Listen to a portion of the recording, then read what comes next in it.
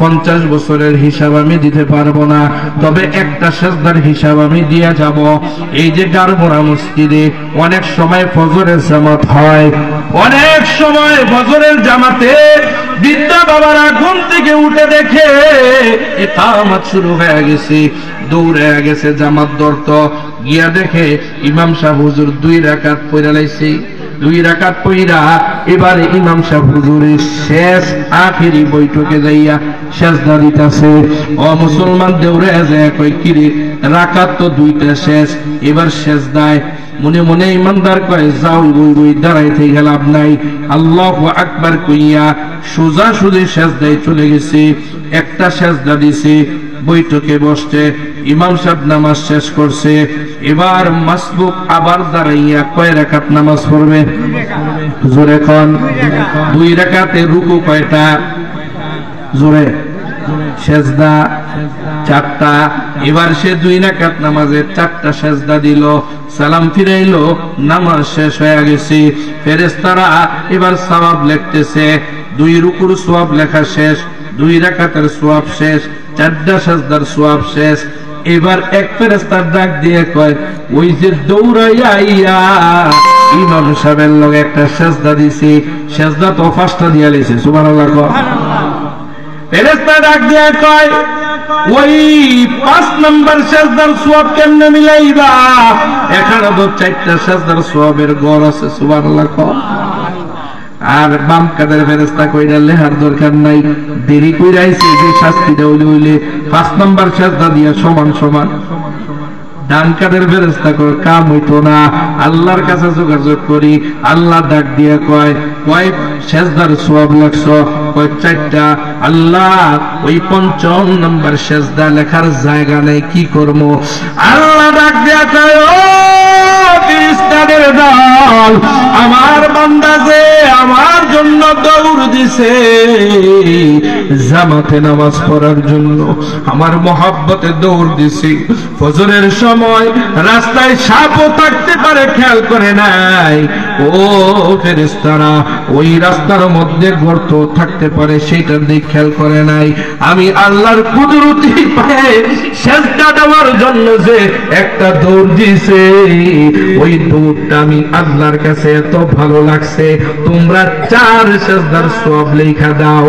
অতিরিক্ত একটা সেজদা যে দিছে, ওই সেজদার বিনিময়ে আমি আল্লাহ একটা জান্নাত দান কইরা দিলাম। তাকবীর মে কলমা মে নামাজ, জুমে আযামে আয়না মে ইলাহি সে মিলা নামে মুহাম্মদ, মুহাম্মদ আরবি হ্যায় নবী রাস্তে पे हुआ, आलम हुआ उसकी पैदाइश से उजाला, शफीउल उम्म हमारा नबी रोज़ क़ियामत, शफाअत करेगा अल्लाह की पस गुनहगार उम्मत। दुनिया की तमाशा है मदीना की गली में,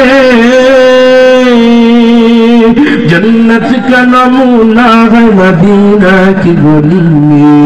वो दिल है नहीं वो जो सूए मदीना, वो दिल है नहीं वो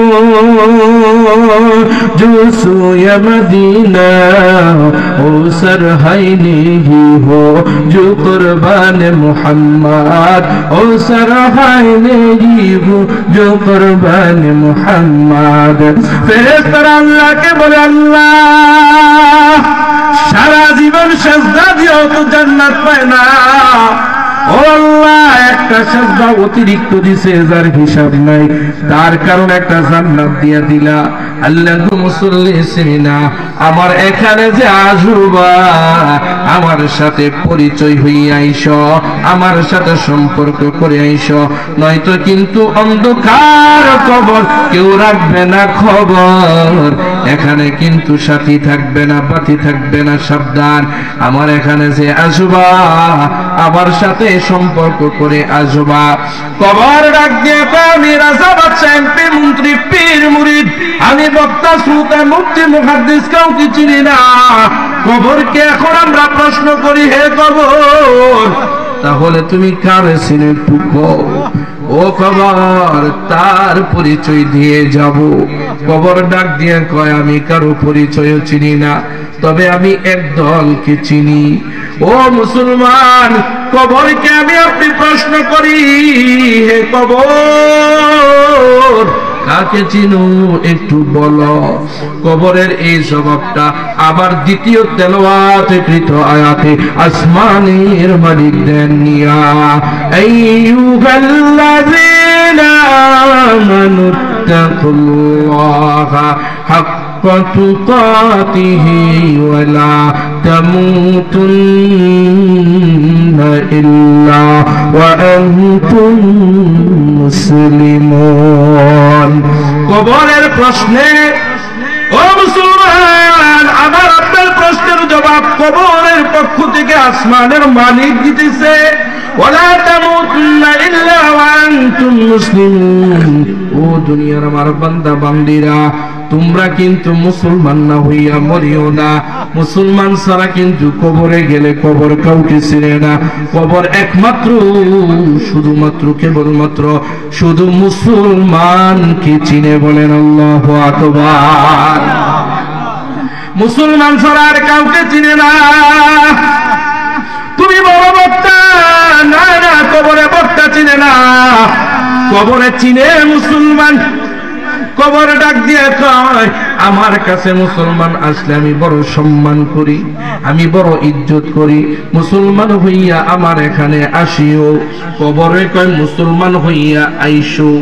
আল্লাহ কয়, মুসলমান হইয়া যাইও।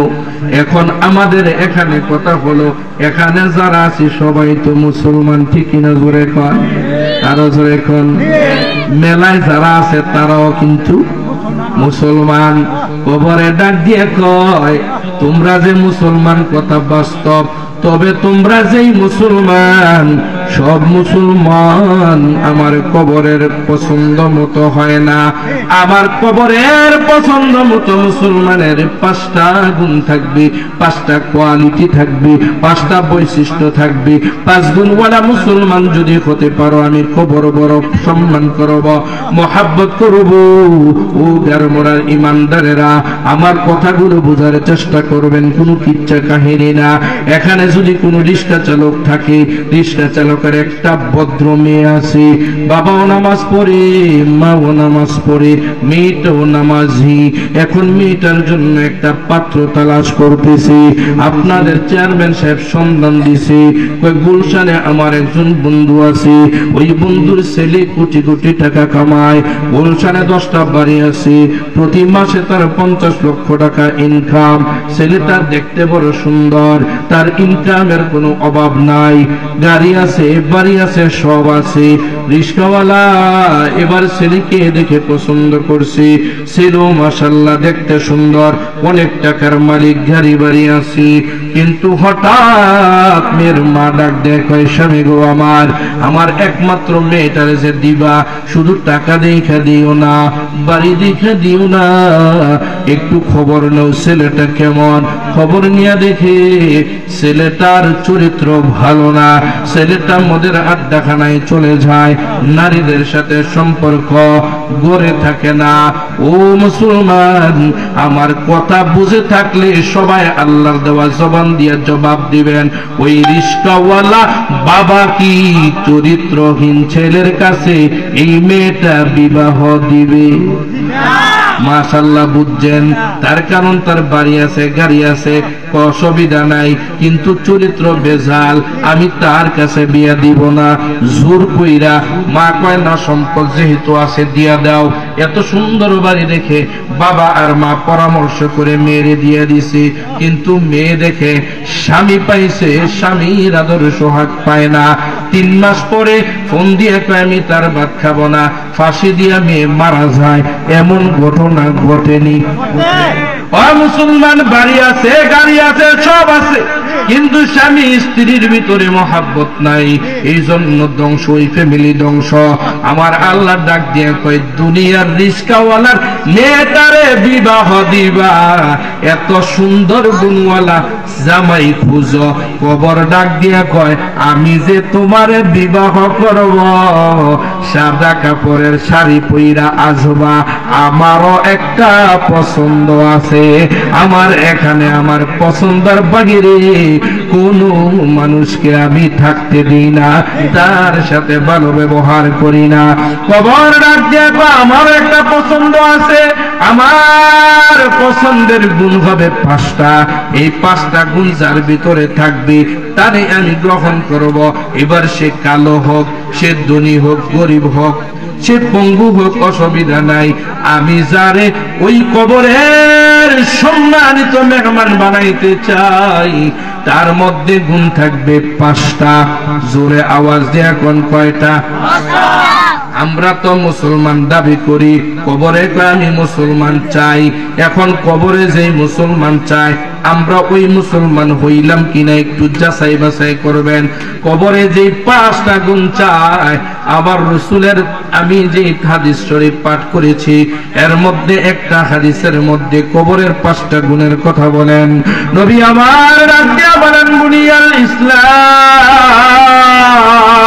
আলা খাম শাহাদাতু আল্লা ইলাহা ইল্লাল্লাহ ওয়া ইকামিস সালাহ ওয়া ইতাইজ যাকাহ ওয়াল হজ্জ ওয়া সাওমি রমাদান। কবর যে 5টা গুণ চায়, এর মধ্যে 1 নাম্বার গুণ হলো, কবর ডাক দিয়ে কয়, কালো হোক অসুবিধা নাই, অন্ধ হোক অসুবিধা নাই, গরিব হোক অসুবিধা নাই, তবে তার মধ্যে আমার 5 গুণের 1 নাম্বার গুণ ঈমান থাকতে হবে। জোরে আওয়াজ দিয়ে কোন কি থাকতে হবে? ঈমান থাকতে হবে। কবরে যারে ভালোবাসা সাদর দিবে, আদর দিবে, তার 1 নাম্বার গুণ কি থাকতে হবে? জোরে কান, ঈমান থাকতে হবে। কবরে কয় ঈমান পাইলাম, ঈমানের কত দাম! এ গারমোরার মুসলমান, আপনাদের গারমোরা কিন্তু একটা বাজার জমেনি। কি বাজার? গরুর বাজার, ঠিক কিনা? জোরে কান, গরু বেচা কিনা হয়। দেখবেন এই 2-3 মাস পরে ইমানের বাজার জমবে, ইমান বেচা কিনা হবে। কেউ 1 প্যাকেট সিগারেটের মাধ্যমে ইমানটা বিক্রি করে দিব, ঠিক কিনা? ধরে কর। কেউ 1000 টাকার একটা নোট পাইছে, ইমান বিক্রি করে দিছে। কেউ 5000 টাকার বিনিময়ে ইমান বিক্রি করে দিছে। কেউ আবার একটা লুঙ্গির বিনিময়ে ইমান বিক্রি করে দিবে, ঠিক কিনা? ধরে কর। আল্লাহ ডাক দিয়ে কয়, আরে ঈমানের এত দাম, তুমি ঈমান বিক্রি করো, অসুবিধা নাই, তবে আল্লাহ অগ্রিম আমাদের ঈমানের একটা রেট বসায় দিয়েছে। সুবহানাল্লাহ। একটা রেট দিয়ে দিয়েছে। আল্লাহ কয়, আমি ঈমানদারের ঈমানের একটা রেট দিলাম, আমি ঈমানদারের ঈমানটা কিনবো ওই দাম দিয়া। মূল্যটা কি? কয় জান্নাতের বিনিময় আমি ঈমানদারের ঈমান ক্রয় করব। বলেন সুবহানাল্লাহ। আল্লাহ ডাক দিয়ে কয়, বান্দা, আমার থেকে যদি বেশি দাম কেউ দিতে পারে, তার কাছে বিক্রি করো। জান্নাতের বিনিময় আল্লাহ ঈমান কিনতে চায়। আল্লাহ কয়, যদি জান্নাতের বিনিময় বেচতে চাও আমার কাছে বেচবা, আর যদি এর দাম পাও বিক্রি করে দিও, কোনো অসুবিধা নাই। আল্লাহ ডাক দিয়ে কয়, জান্নাতটা কি জিনিস জানোনি? দুনিয়ার কোনো হসপিটালে গেলে সুস্থ হওয়ার জন্য সুস্থ হতেও পারি, নাও হতে পারি। পৃথিবীর জমিনে কোন যুবক কিন্তু সারা জীবন যুবক থাকে না, থাকে নাকি? জান্নাত এমন একটা জায়গা, যে জায়গায় জুয়ান কইরা ঢুকাইলে আর কোনদিন বুড়া হবে না। বলেন সুবহানাল্লাহ। জান্নাত এমন একটা জায়গা, আজকে যদি গারমোড়া এমন একটা অফার দেয় যে হুন্না পৌরসভা এলাকায় এমন একটা জায়গা আছে, ওই এলাকায় বাড়ি করলে জীবনে আর জ্বর ঠান্ডা লাগবে না, মাথা ব্যথা হবে না, কোনো রোগ হবে না, সবাই জায়গা বেচে ওখানে যাবে, ঠিক কিনা? জোরে বলেন। এমন গ্যারান্টি পৃথিবীর কোন জায়গায় নাই যে গেলে অসুস্থ হবে না। আল্লাহ কয় জান্নাতে যাবি, ওই জান্নাতে কোনদিন অসুস্থ হবে না। বলেন সুবহানাল্লাহ। জান্নাত এমন একটা জায়গা, দুনিয়াতে 5 তারার উপরে ভয় থাকে কোন দিন যেন মরে যাই। আপনি আমেরিকা যাবেন, মরণের ভয় আছে। আল্লাহ কয় জান্নাত এমন একটা জায়গা, ওই জায়গায় ঢুকলে আর কোনদিন মালাকুল মউত ধরে ধরবে, মরবে, ওই মরণের ভয় থাকবে না। বলেন সুবহানাল্লাহ। ওই দামি জান্নাতটা দিয়ে ঈমানটা কিনতে চাই, এটা একটা মূল্য। আরেকটা মূল্য হলো আমার আল্লাহ ডাক দিয়ে কয়েকটা ঈমানদারের সারা জীবনের দাম তো আলাদা। একজন ঈমানদারের 5 মিনিটের দাম কত দেখেন। লা ইলাহা ইল্লাল্লাহ মুহাম্মাদুর রাসূলুল্লাহ, এই কালিমা পড়লাম। ঈমানদারদের কালিমা পড়ার সাথে সাথে এই কালিমাটা যদি এক পাল্লা রাখা হয়, 7 আসমান 7 জমিন সব কিছু যদি অপর পাল্লা রাখা হয়, সারা পৃথিবীর সব ধন সম্পদ ওই পাল্লা রাখা হয়, সব কিছু থেকে কালিমার পাল্লার ওজন বেড়ে যাবে। ঈমানদারের ঈমানের দাম আসেনি? আরো জোরে কোন। কবর ডাক দিয়া কয় তার ভিতর ঈমান পাওয়া গেছে, আরো 4টা গুণ লাগবে। 2 নম্বর গুণ শুধু ঈমান, ঈমানেরও ভাগ আছে। আল ঈমান ইকরারুন বিল লিসান ওয়া তাসদীকুন বিল জিনান ওয়া আমালুন বিল আরকান। ঈমানটা 3 ভাগে ভাগ করছেন। শুধু আল্লাহরে বিশ্বাস করে, এটা হিন্দুরাও বিশ্বাস করে, ঠিক কি না জোরে কোন? তাই ঈমানদার হওয়া যায় না। ধীরে ধীরে বিশ্বাস করবা, তারপরে মুখ দিয়ে স্বীকার করবা, তারপরে ওয়া আমালুন বিল আরকান, আমলে পরিণত করবা। এই 3 গুণওয়ালা ঈমানদারেরা অরিজিনাল ঈমানদার। এবার কবরে কয় দ্বিতীয় গুণের মধ্যে তালাশ করো। দ্বিতীয় গুণটা কি? ওয়া ইকামিস সালাহ। আরে সে যে ঈমান আনছে, নামাজ পড়েনি। দেখ এ মুসলমান, আমরা সবাই আল্লাহরে বিশ্বাস করি। এখন দ্বিতীয় গুণ কার কার আছে আর কার কার নাই একটু চিন্তা করেন। এবার মেশিন লাগাইছে, দেখ নামাজিনি। এবার নামাজ যদি পড়েন তাহলে কবরে কয় 2 নম্বর গুণ পাওয়া গেছে। নামাজ পড়ে না, কবরে ডাক দিয়ে কয় এটা ডিলিট হয়ে গেছে, এর কাছে আমার সাথে কোনো সম্পর্ক নাই। দ্বিতীয় গুণ হলো নামাজ। নামাজ পড়তে হবে। নামাজ পড়লে কি লাভ? নামাজ পড়লে কি লাভ? আপনি 50 বছর নামাজ পড়ছেন, 50 বছরের হিসাব আমি দিতে পারবো না, তবে একটা সেজদার হিসাব আমি দিয়ে যাব। এই যে গারমোড়া মসজিদে অনেক সময় ফজরের জামাত হয়, অনেক সময় ফজরের জামাতে বৃদ্ধা বাবারা ঘুম থেকে উঠে দেখে ইকামত শুরু হয়ে গেছে, দৌড়ে গেছে জামাত ধরতো। গিয়া দেখে ইমাম সাহেব হুজুর 2 রাকাত পড়া লাইছে। 2 রাকাত পড়া এবারে ইমাম সাহেব হুজুরের শেষ আখেরি বৈঠকে যাইয়া সেজদা দিতেছে। ও মুসলমান দৌড়ে যায় কই কিরে, রাকাত তো 2টা শেষ, এবার সেজদায়। মনে মনে ইমানদার কয় যাও বই দাঁড়াইতে গেলাম নাই, আল্লাহু আকবার কইয়া সোজা সুজি সেজদায় চলে গেছে। একটা সেজদা দিছে, বৈঠকে বসতে ইমাম সাহেব নামাজ শেষ করছে। এবার মাসবুক আবার দাঁড়াইয়া কয় রাকাত নামাজ পড়বে? জোরে কোন। 2 রাকাতে রুকু কয়টা? জোরে। সেজদা 4টা। এবার সে 2 রাকাত নামাজে 4টা সেজদা দিল, সালাম ফিরাইলো, নামাজ শেষ হয়ে গেছে। ফেরেশতারা এবার সওয়াব লিখতেছে। 2 রুকুর সওয়াব লেখা শেষ, 2 রাকাতের সওয়াব শেষ, 4টা সেজদার সওয়াব শেষ। এবার এক ফেরেশতার ডাক দিয়ে কয় ওই যে দৌড়াইয়া আইয়া ইমাম সাহেবের লগে একটা সেজদা দিছি, সেজদা তো 5টা দিয়া লইছে। সুবহানাল্লাহ। ফেরেশতা ডাক দিয়ে কয় ওই 5 নম্বর সেজদার সওয়াব কেমনে মিলাইবা? এখানে তো 4টা সেজদার সওয়াবের গড় আছে। সুবহানাল্লাহ। আর বাম কাদের ফেরেশতা কইরা লেহার দরকার নাই, দেরি কইরা আইছে যে শাস্তিটা হইলে 5 নম্বর সেজদা দিয়া সমান সমান। ডান কাদের ফেরেশতা কয় কাম হইতো না, আল্লাহর কাছে যোগাযোগ করি। আল্লাহ ডাক দিয়ে কয় সেজদার সওয়াব লাগছো? কয় 4টা। আল্লাহ ওই 5ম নম্বর সেজদা লেখার জায়গা নেই, কি করব? আল্লাহ ডাক দিয়ে কয় ও ফেরেশতা শয়তানের দল আমার বান্দা যে আমার জন্য দৌড় দিছে জামাতে নামাজ পড়ার জন্য, আমার মহব্বতে দৌড় দিছে। ফজরের সময় রাস্তায় সাপও থাকতে পারে, খেয়াল করে নাই। ও ফেরেশতারা, ওই রাস্তার মধ্যে গর্ত থাকতে পারে, সেটার দিক খেয়াল করে নাই। আমি আল্লাহর কুদরতি পায়ে সেজদা দেওয়ার জন্য যে একটা দৌড় দিছে, ওই দৌড়টা আমি আল্লাহর কাছে এত ভালো লাগছে, তোমরা 4 সেজদার সওয়াব লেখা দাও। অতিরিক্ত একটা সেজদা যে দিছে, ওই সেজদার বিনিময়ে আমি আল্লাহ একটা জান্নাত দান কইরা দিলাম। তাকবীর মে কলমা মে নামাজ জুমে আযামে আয় নাম ইলাহি সে মিলা নাম মুহাম্মদ মুহাম্মদ আরবি হ্যায় নবী রাস্তে पे हुआ आलम हुआ उसकी पैदाइश से उजाला शफीउल उमम हमारा नबी रोज़ क़ियामत शफाअत करेगा अल्लाह की पस गुनाहगार उम्मत। दुनिया की तमाशा है मदीना की गली में, जन्नत का नमूना है मदीना की गली में। वो दिल है नहीं वो जो सूए मदीना, ओ दिल है नहीं वो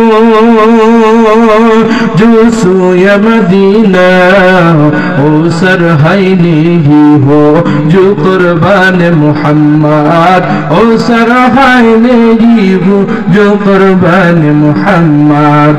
ফেরেশতারা আল্লাহকে বলে, আল্লাহ সারা জীবন সেজদা দিয়েও তো জান্নাত পায় না, ও আল্লাহ একটা সেজদা অতিরিক্ত দিছে যার হিসাব নাই, তার কারণে একটা জান্নাত দিয়া দিলা। আল্লাহ গো বিষয়টা বুঝতে পারলাম না।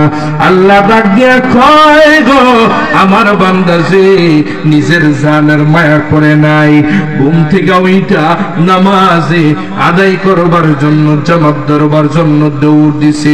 এই দৌড়টা আমি আল্লাহর কাছে এত পছন্দ হয়েছে, আমি আল্লাহর কাছে এত ভালো লেগেছে। এই ভালো লাগার কারণে আমি আল্লাহ তারে জান্নাত দিয়া খুশি করাইয়া দিলাম। নামাজ পড়লে লাভ আছে, আরো জোরে খন। নামাজের অনেক ফজিলত। এবার কবর ডাক দিয়ে কয়, আপনার কাছে আমি 2টা গুণ পাইলাম, 5টা গুণ হইতে আরো কয়টার দরকার? এবার 3 নম্বর গুণ, ওয়া ইতাইজ যাকাত। ফেরেশতা এসে টেস্ট করে তার কয় টাকা আছে, তার উপরে যাকাত ফরজ হয়েছে কিনা। যদি যাকাত দেওয়া ফরজ হয়ে যায়, যাকাত আদায় করে কিনা। যদি যাকাত আদায় করে তাহলে 3টা গুণ পেয়ে গেল। এখন যাকাত যে আপনি দিলেন, দুনিয়াতে লাভটা কি? আখিরাতে তো লাভ আছে, কবরের কাছে তো লাভ আছে। আল্লাহর নবী ডাক দিয়ে কয়, উম্মতেরি যাকাত আদায় করলে দুনিয়ার সমস্ত মানুষের নজরে টাকা কমে। ও মুসলমান, 1 লাখ টাকার যাকাত 2,500 টাকা, 1 লাখ টাকার বান্ডেল থেকে 2,500 টাকা যদি আপনি দেন, টাকা বাড়ে না কমে? টাকা কিন্তু কমে। আল্লাহ কয় বাড়ে। সুবহানাল্লাহ কোন, আরো জোরে কোন। আল্লাহ কয় বাড়ে, আর আমার হিসাবে কমে। 40 টাকা 1 টাকা 39 টাকায় চলে আসলো, 1 টাকা কমে গেল। 40,000-এ 1,000-এ গেছে গা, আমার হিসাবে কমে। আল্লাহ কয় বাড়ে। আহারে কেমনে বাড়ে বুঝতে হবে। এই যে আপনাদের রাস্তার পাশে খাল আসেনি, জোরে কোন, খাল আসেনি?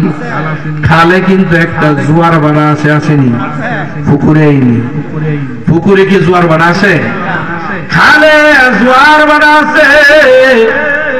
দেখবেন এই যে বর্ষা চলে যাচ্ছে, এমন একটা দিন আসবে খালে পানি থাকবে না, কিন্তু জোয়ার ভাড়া আছে, ঠিক না? জোরে কোন।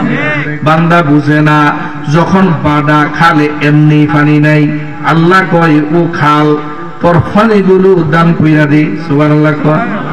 যাকাত দিয়া দি। আল্লাহ কারে দিতাম? আমি কইছি তুই দিয়া দে, এটা নদীতে হোক আর সাগরে হোক, তুই দিয়া দে। সুবহানাল্লাহ। খালে ডাক দিয়ে আল্লাহ তুমি কইছো আমি তোমার আদেশ পালন করব গো আল্লাহ। খালে এবার সব পানিগুলো নদীর মধ্যে দান করে দেয়। সুবহানাল্লাহ। দান করতে দেরি আল্লাহ ডাক দিয়ে কয় ও সাগর, খালের পানি নাই, এই অল্প পানি থেকে তোরে দান কইরা দিছে, তোর কি লজ্জা নাই, শরম নাই? এত পানি দিয়ে কি করবি? যা যা দিছে তারে হাদিয়া শুরু করো, 10 গুণ বাড়া একটা ধাক্কা দিয়া ওই মরা খালের জোয়ারের পানি দিয়া জিন্দা করে কি? আরো জোরে বলেন কি? খালে দান করছে 1 গুণ অল্প পানি, সন্ধ্যাবেলা জোয়ারে এসে দেখে খালের মধ্যে এত সুন্দর পরিষ্কার পানি।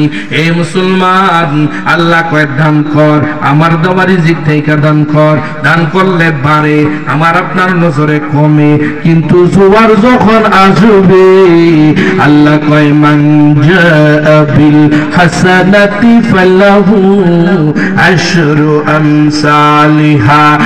একনে কি ঘর কোই বান্দা করে তো के बदले में उसको 10 मिली।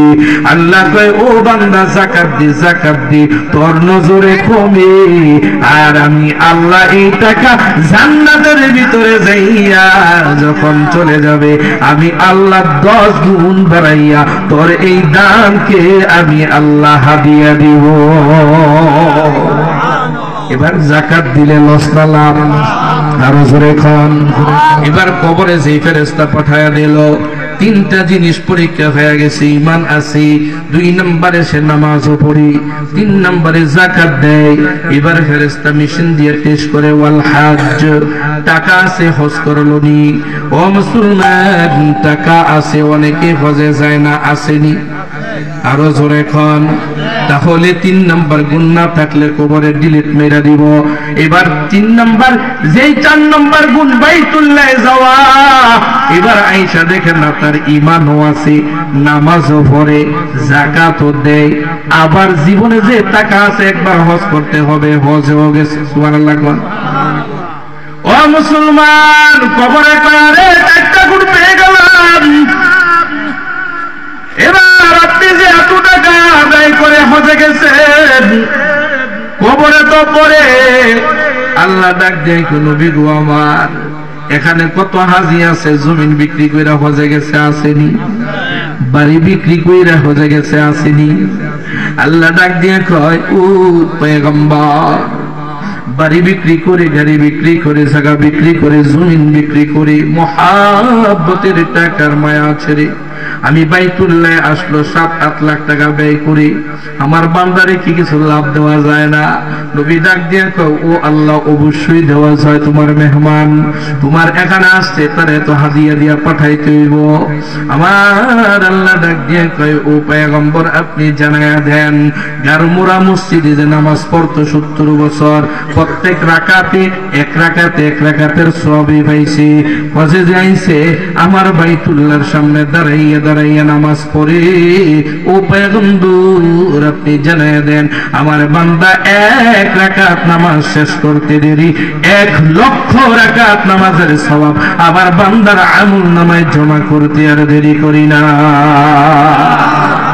হজ করলে লস না লাভ? আরো জোরে খান।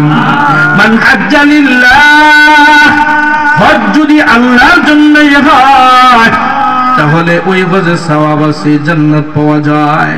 আমাদের হজ তো এখন আলহাজ পাওয়ার জন্য, ঠিক কিনা জোরে কর? উচিত কথা কইলে সমাজে বাদ পাওয়া যায় না। হজে যায় আইসা কয় আমার আলহাজ লাগাইবা, বক্তারা নাম দেয়, হুজুর নাম দিব কেমনে? আমি তো হজতে গাইছি, আলহাজ মাওলানা লাগাইবা। অনেক দানবীর কয় কত বছর হজে যাই নাই, অনেক হজতে গাইছি, আলহাজ অমুক লাগাইয়া বিশিষ্ট দানবীর লাগাইবা। এ মুসলমান, এটা তো আল্লাহর জন্য হজ হয় না। মান হাজ্জা লিল্লাহ, فلم يرفث ولم يفسق رجع كيوم ولدته أمه আল্লাহর নবী কয় যদি হজটা আল্লাহর জন্য হয় ওখানে যাইয়ে যদি কোনো গুনাহ না করে আমার আল্লাহ বাইতুল্লাহ থেকে সে বাংলাদেশে আসবে আল্লাহ ডাক দিয়ে কয় মায়ের গর্ভ থেকে যে নিষ্পাপ হইয়া আসলো ঠিক তার চেয়ে আরো পবিত্র হইয়া আমার বান্দারে আমি তার ঘরে ফিরাই হজ করব কার জন্য আরো জোরে বলেন এবার কবরে ডাক দিয়ে কয় চারটা পাইয়া গেলাম সে ইমানদার সে নামাজি সে যাকাত আদায় করে আবার হজ করে ফেলছি ওয়াসৌমি রমাদান ৫ নাম্বারটা হলো রমজান মাসের রোজা রাখতে হবে রমজান মাস সামনে আসতেছে এ মুসলমান রমজানের রোজা যদি আপনি রাখেন তাহলে 5টা গুণওয়ালা জান্নাতি মেহমান হয়ে গেলেন এই 5টা গুণ আমার আপনার ভিতরে আছে না নাই দুনিয়ার কেউ জানুক আর না জানুক আমি আর আপনি ভালো করে জানি ঠিক এরা জোরে কর এই 5টা গুণ অর্জন করা দরকার আসেনি আরো জোরে করে আসেনি এই 5টা গুণ যদি অর্জন করতে চান আল্লাহ ডাক দিয়া কয় হে বান্দা এই 5টা গুণ অর্জন করার জন্য একটা সুন্দর পদ্ধতি আছে দুনিয়াতে বেশি হাসাহাসি করিও না ফালিয়াদহাকু কালিলা ওয়ালিয়াবকু কাসীরা আল্লাহ ডাক দিয়া কয় দুনিয়া তো হাসার জায়গা না এটা কান্নার বাজার যে যত কান্না করবে জান্নাতে তার মাকামটা তত বেড়ে যাবে দুনিয়াতে যে যত বেশি হাসবে জান্নাত তার ফলাফল কম পাবে দুনিয়াতে তোমরা কান্নাকাটি করো কান্না করলে লাভ আসেনি আরো জোরে কর কান্নাই কেমন লাভ আরে মার গর্ভ থেকে আসার পর আমি তো আরবিও জানতাম না বাংলাও জানতাম না আমি তো কোনো ইংরেজিও জানতাম না বক্তা ছিলাম না ইঞ্জিনিয়ার ছিলাম না ডাক্তার ছিলাম না ও মুসলমান শুধু একটা ভাষা জানতাম শুধু চোখের পানি ফেলে ফেলে কান্না করতে পারতাম এই কান্নার মাধ্যমে মা দুধ খাওয়াইতো বাবা কোলে নিত আমারে ঘুম পড়াইতো এই কান্নার মাধ্যমে ডাক্তারের কাছে নিয়ে যাইতো কান্নার মাধ্যমে সব সমস্যার সমাধান করছে কি আল্লাহ ডাক দিয়া কয় কাঁদো বেশি বেশি কাঁদো কানলে লাভ কি রে বান্দা কেমন লাভ চোখের পানির বড় দাম আম্বাকা মিন খুশিয়াতিল্লাহ আমার আল্লাহ ডাক দিয়া বলেন আল্লাহ বলে কাঁদো আবকু ফাইন লাম তাবকু ফাতাবাকু কান্না করো কান্না করো রাসূল ডাক দিয়া কয় কান্না করলে লাভ আছে কেমন লাভ কান্না করার পরে চোখের মধ্য থেকে পানি আসে গো বাবা দুনিয়ার জমিনে এই যে পানির বোতল এইটার দাম 20 টাকা আপনার বাড়ির টিউ বলতে এই বোতল দানলে কেউ 2 টাকা দাও নিবে না ঠিক কিনা জোরে কোন নদীতে কাইনা দিলে 1 টাকাও দিবে না অথচ পানিটার পিছনে মেহনত করছে 20 টাকা তার দাম এই পানিটা ফেলে যদি আপনার গাছের একটা ডাব ওই গাছ থেকে পেরি ওই ডাব ডাকাইটা যদি 1 বোতল পানি দেন এই 1 বোতল পানির দাম হবে 150 টাকা ঠিক কিনা জোরে কোন আল্লাহ ডাক দিয়ে কয় প্রসেসের কারণে পানির দাম যদি এত বেড়ে যায় 1 গ্লাস ডাবের পানির দাম যদি 150 টাকা হয় রে বান্দা 1 ফোঁটা চোখের পানির কত দাম জানুনি এই 1 ফোঁটা চোখের পানির এত দাম জাহান্নাম যখন জান্নাত জাহান্নামের ফয়সালা হয়ে যাবে ৭০,০০০ ফেরেশতা শিকল দিয়া টাইনা টাইনা জাহান্নামে নিয়ে যাবে জাহান্নাম অনেক দিনের ক্ষুধার্ত আমাকে আপনাকে খাওয়ার জন্য এমন ভাবে চাইবে তাড়াতাড়ি দিয়ে জাহান্নামের ভিতরে পাথর দিয়া দিবে পাথর খেয়ে ফেলবে জাহান্নামের কাছে আমাকে আপনাকে নিয়ে যাবে এ মুসলমান ওই জাহান্নামের কাছাকাছি যাওয়ার পর বান্দা জাহান্নামের ভয় আল্লাহরে বলবে আল্লাহ এই জাহান্নামের আগুন আমি সহ্য করতে পারবো না আল্লাহ গো আমারে বাঁচাও এবার আল্লাহর মায়া লাগবে। আল্লাহ ডাক দিয়া বলবে, ও ফেরেশতারা, আমার বান্দার দেখ পুরা জিন্দেগিটার মধ্যে কোনদিন এই জাহান্নামের ভয়ে আমার ভয়ে কাঁদছিনি, হঠাৎ দেখবে গাল মোড়া মাহফিলে এসে কাঁদছে, বেশি কান্না করে দুই চোখ থেকে দুইটা চোখের পানি, দুই ফোঁটা চোখের পানি জমা করছে, আমার আপনার গালে বেশি গেছে। আল্লাহ কয়, ওই দুই ফোঁটা চোখের পানি আমি সাথে সাথে জান্নাতি ফেরেশতা দিয়ে আমি আল্লাহ জান্নাতে পৌঁছায়া দিছি। এবার দেখবে তার জীবনে শুধুমাত্র কেবলমাত্র একমাত্র দুই ফোঁটা চোখের পানি জমা আছে গো বাবা। ওই দুই ফোঁটা পানি আইনা আল্লাহ বলবে, ফেরেশতারে ওই জাহান্নামের গায়ে একটু ছিটাইয়া দে। জাহান্নামী ফেরেশতারা কইব, আল্লাহ কি হবে? 70,000 ফেরেশতা সেগুল দিয়ে টাইনা টাইনা রাখতারিরা বন্ধ করতে পারে না। এই দুই ফোঁটা পানি দিয়ে কিভাবে সম্ভব? আল্লাহ বলবে, ছিটাইয়া দে। এগার মরার মুসলমান, চোখের পানির কত দাম!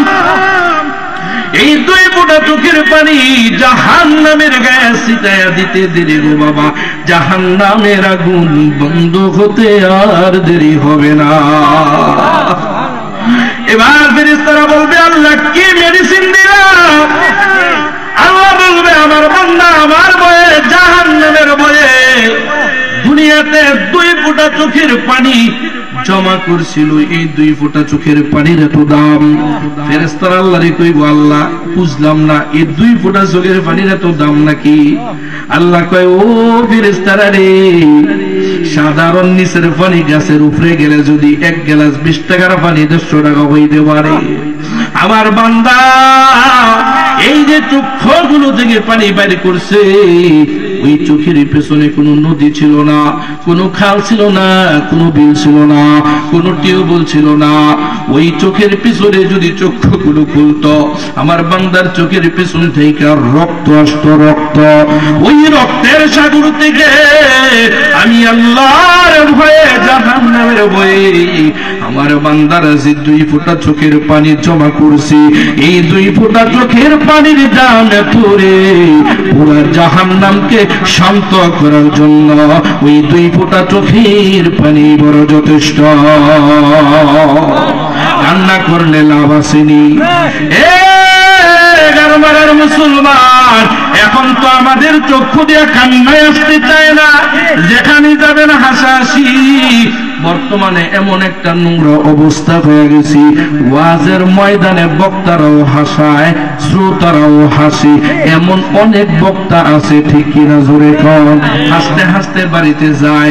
আরে বাবা, না না না, ওয়াজের ময়দানে তো হাসাহাসির জায়গা না, এখান থেকেই তো একটু কান্না শিখবে। ওই কান্নাওয়ালা দিল বানাইতে, কান্নাওয়ালা চক্ষু বানাইতে আল্লাহর রাসূল ডাক দিয়া বলেন, এমনি কান্না আসবে না, এমনি চোখের পানি আসবে না, এমনি দিলটা নরম হবে না। আল্লাহর রাসূল একটা পদ্ধতি দেখায়া দিয়েছে, আমি যে আপনাদের সামনে তেলাওয়াত করেছি, কুল্লু নাফসিন যায়িকাতুল মাউত, প্রত্যেকটা প্রাণী একদিন নয় একদিন মৃত্যুর স্বাদ আস্বাদন করতে হবে, এর মধ্যে কোন সন্দেহ নাই। আল্লাহর রাসূল ডাক দিয়ে কয়, গো উম্মতেরে, মরবা যে মরবা, এর মধ্যে কোনো সন্দেহ নাই, তবে মরার আগে একটু মরার প্র্যাকটিস করো। তার মানে আত্মহত্যা করো তা না, বিষ খাও তা না, মরার আগে মরার একটু মুজাকারা করো। এই যে আমরা আলোচনা করতেছি, এটা মুজাকারা। ও মুসলমান, নবী ডাক দিয়ে কয়, মুতু ক্বাবলা আন তামুতু, মরার আগে একটু মরার মুরাকাবা করো। মুরাকাবা কি? একটু ধ্যান করো, চিন্তা করো। এ গারমারার মুসলমান, চক্ষুগুলো বন্ধ করো আর মনে মনে বাবা, আজকেই মনে হয় আমার মরণ হয়ে গেছে গো বাবা। আমার যদি মরণ হয়ে যায়, হাসপাতালে মরলে আমারে আপনারে বাড়িতে নিয়ে আসবি। বাড়িতে আনার পর সন্তানগুলো ডাক দিয়া বলবে, লাশ কোথায় রাখবো? আমি যে দোতলায় থাকতাম, ওই দোতলায় আর উঠাইবে না। আমি যে দামি খাদে থাকতাম, ওই খাদে হারে নিবে। ওই খাদে আর আমারে আপনারে দিবে না, সবাই বলবে উঠানে রাখো, মাঠে রাখো, একটু মুড়া খাওয়া করেন গো বাবা। আমার আপনার লাশ রাখবে 1, 2, 3, 4 ঘন্টা, জানাজার সময় দিয়ে ফেলছে 12টা, অথবা আবার জোহর দিয়ে ফেলছে, দিনের 10টায় দিয়ে ফেলছে, 9টা বেজে গেছে, 10টায় জানাজা। আত্মীয় স্বজনের আইসা বলবে দেরি আর করা যাবে না, তাড়াতাড়ি করো, তার গোসলের ব্যবস্থা করো। গোসল দিয়া আমার আপনার শরীর থেকে পছন্দের কাপড় টেনে টেনে খুলে ফেলবে, হাতের ঘড়িটাও খুলে ফেলবে, আংটিটাও খুলে ফেলবে, চশমাটাও খুলে ফেলবে, সব জিনিসগুলো একে একে রেখে দিবে। মার্কিন কাপড়, কাপড়ের কাপড় পরিধান করা দিবে, আতর গোলাপ শর্মা চন্দন লাগাইয়া মসজিদে যে খাট পইরা থাকতো, জীবনে কোনদিন খাটের কাছে দাঁড়াইয়া চিন্তা করি নাই, ওই খাটে শোয়াইয়া দিবে। শোয়ানোর পর আর আধা ঘন্টা সময় আছে, সবাই বলবে দেরি আর করা যাবে না, আর মাঠে নিয়ে যাও। তারপর আর মুসলমান আধা ঘন্টা সময় আগে এবার বন্ধুরা খাটে করে পালঙ্গে করে জানাজার মাঠে নিয়ে যাবে গো বাবা। আরে এই বাড়ি থেকে তো কতবার ওই বিদায় হয়ে বাইরে আসলাম, কিন্তু আজকে যে আমারে বাইর করবে আর কোনদিন এই বাড়িতে আর প্রবেশ করার সুযোগ। চিল্লা চিল্লা বলবো সন্তানেরা রে, ও বাবার বন্ধুরা, তোরা কই নিয়ে যাস, আমারে কি আর ফিরে আনবি না? কেউ শুনবে না। জানাজার মাঠে নিয়ে গেল গো বাবা, জানাজার মাঠে জানাজাও হয়ে গেছে। জানাজার পরে 2টা দল হয়ে যাবে সাথে সাথে। একদল কইব আমার ব্যস্ততা আছে, ব্যবসা রেখাইছি, বাড়িতে কাজ রেখাইছি, সারা জীবন যার জন্য সময় দিলেন। ওই বন্ধু মনে মনে ভাববে আরে মইরাই তো গেছে, এখন তো আর দেখবে না। জানাজার মারে রাইকা ব্যস্ততা দেখাইয়া চলে যাব। আরেক দল তারে কাঁধে কইরা কবরে নিয়ে যাবি। মনে মনে ভাববো আরে তারাই তো আমার সঙ্গী। কবরে নেওয়ার পরে দেখবেন সবার একটাই কথা, তাড়াতাড়ি করো, দেরি করিও না, প্রচন্ড রৌদ্র অথবা বৃষ্টি, আমাদের যারা আছে তাড়াতাড়ি করো। এবার তাড়াতাড়ি করতে যাইয়া 3 জন নামবে, 3 জনের হাতে আমার আপনারে দিয়ে দিবে। এই তো 3.5 মাসে আমার আব্বা প্রতিদিন মিনিমাম 5-7 বার কবর কবর বলতো। শুধু কবর, কিভাবে থাকবো, কিভাবে। বাবার লাশটা আমাদের খুলে দিছে, একদিন আমার লাশটাও 3 জনের খুলে দিয়ে দিবে। আমি মনে মনে ভাববো এই 3 জন মনে হয় আমার সঙ্গী। তাড়াতাড়ি করে শোয়া ধাও। আরে 3 জনে তো শোয়া দিছে, এবার বাস বিছাইয়া একে একে করে 3 জন উঠা যাবে গো বাবা। 3 জন ওঠার পর এবার আমার খলিসায় আর পানি থাকবে না। কিরে তারা দিন চলে যায়, এবার সবাই ইচ্ছা মতো মাটি দিবে। আপন আপন বলরে মন, আপন তোমার হবে কে? মরার পরে সবাই বলবে তাড়াতাড়ি মাটি দে। যারা তোমার অতি আপন তারাই তোমার পরাবে কাফন।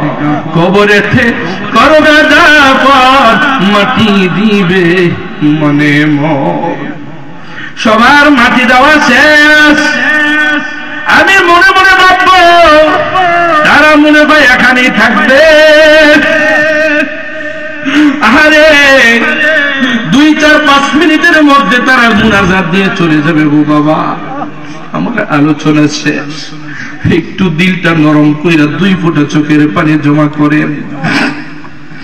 এবার আর আমারে আপনারে দাফন করে যখন সবাই চলে যাবে, ওই অন্ধকার কবর, ওই অন্ধকার কবর, সাথী থাকবে না, বাতি থাকবে না, বন্ধু থাকবে না, স্ত্রী থাকবে না, মা বাবা থাকবে না, আপনজন কাউকে খুঁজে পাওয়া যাবে না, লাইটও নাই, বিছানাও নাই। তারা কিছুক্ষণ দূরে যাওয়ার পর যদি 5টা গুণ নিয়ে কবরে যাইতে পারো তাহলে কপাল বড় ভালো, কপাল বড় ধন্য।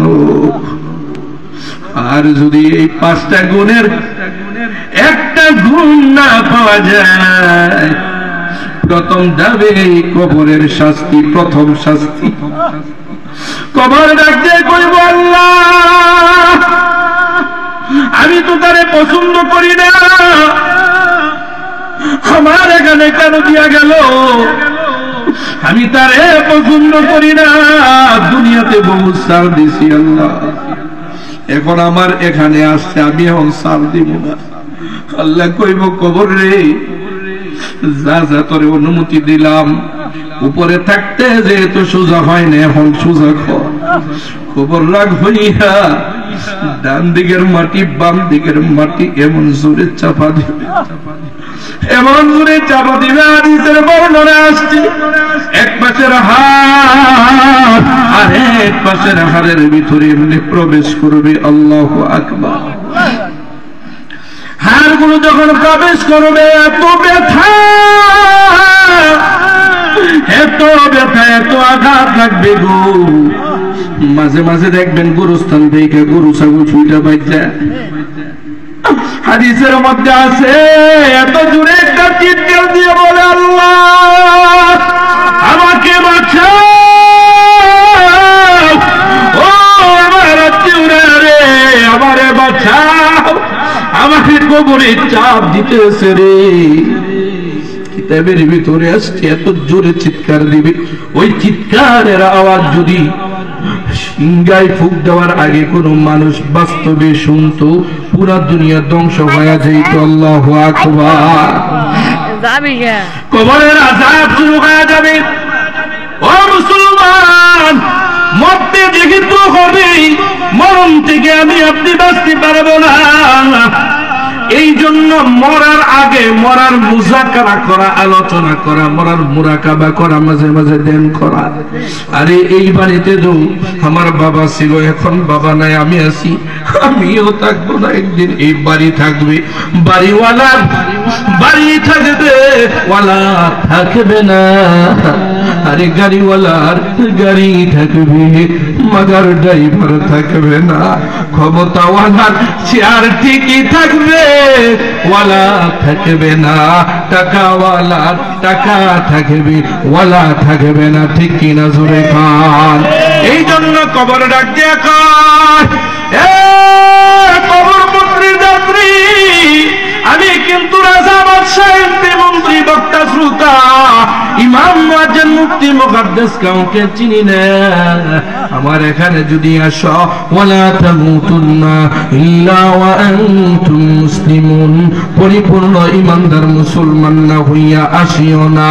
ও গারবরার ইমানদার আল্লাহর গোলামেরা, পরিপূর্ণ 5টা গুণওয়ালা ইমানদার হওয়ার দরকার আসেনি। একটু মালিকের হাত উঠায়া দেখান, ও মালিক আমরা বড় দুর্বল, কবরের আযাব আমরা সহ্য করতে পারবো না গো আল্লাহ। আল্লাহ কবরের পছন্দের 5টা গুণ অর্জন করে আল্লাহ মরার আগে পরিপূর্ণ ইমানদার বানাইয়া আল্লাহ কবরের প্রস্তুতি গ্রহণ করবার তৌফিক আমাদেরকে দান করো। সবাই বলেন আমিন। আমার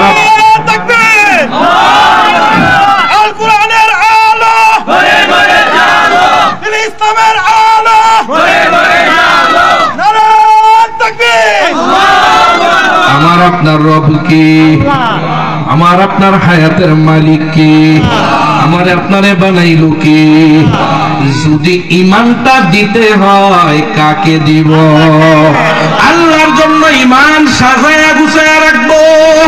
আমার ঈমান নামাজ দিয়া সাজাইব, আমার ঈমান রোজা দিয়া সাজাইব, আমার ঈমান নেক আমল দিয়া সাজাইব, আমার ঈমান জিকির দিয়া সাজাইব, আমার ঈমান দান সদকা করে সাজাইব। বাবা গো, 10 তলায় থাকো আর 5 তলায় থাকো আর গাছ তলায় থাকো, কবরে যেতেই হবে, ঠিক কিনা জোরে কান। প্রতিদিন আপনি যদি কবরের চিন্তা করেন, লম্বা 4 দিন 5 দিন 5 ঘন্টা 10 ঘন্টা বয়ান লাগে না। হযরত উমর ডাক দিয়া বলেন, ক্বালান নবী সাল্লাল্লাহু আলাইহি ওয়া আলিহি ওয়াসাল্লাম, কাফা বিল মাউতি ওয়াইজান ইয়া উমর। আল্লাহর নবী ডাক দিয়া কয়, ওমর রে, লম্বা সূরা ওয়াজ লাগে না, ওয়াজ 1 মিনিটেরই যথেষ্ট।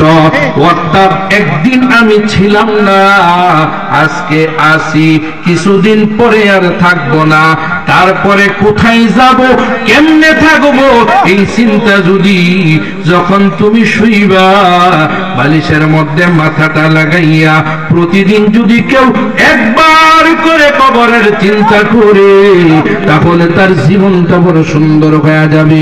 সে কোনোদিন গুনাহ করবে না, অন্যায় করবে না, অপরাধ করবে না। এই জন্য সব কিছু বাদ দিয়া আখিরাতের ফিকিরে ভয় যদি করতে হয়, কাকে করব?